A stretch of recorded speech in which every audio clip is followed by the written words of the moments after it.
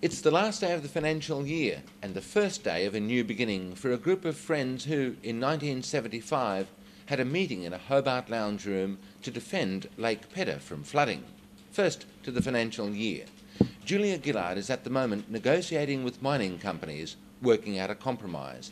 That means the PM will reduce the super profits tax which Kevin Rudd sought to impose on some of the world's biggest, richest mining companies operating here in Australia.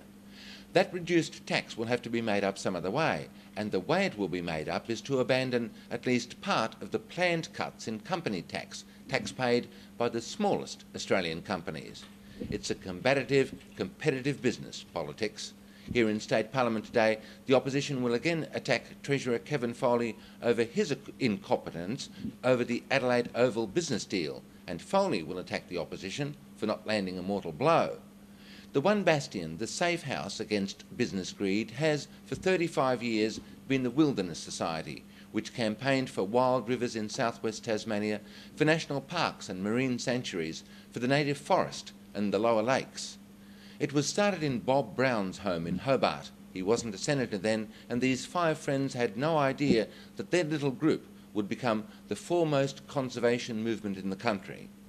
Alas, the Wilderness Society is itself now riven with dissent and leadership wrangles. It's tearing itself apart, with the action even going to the Supreme Court in Hobart.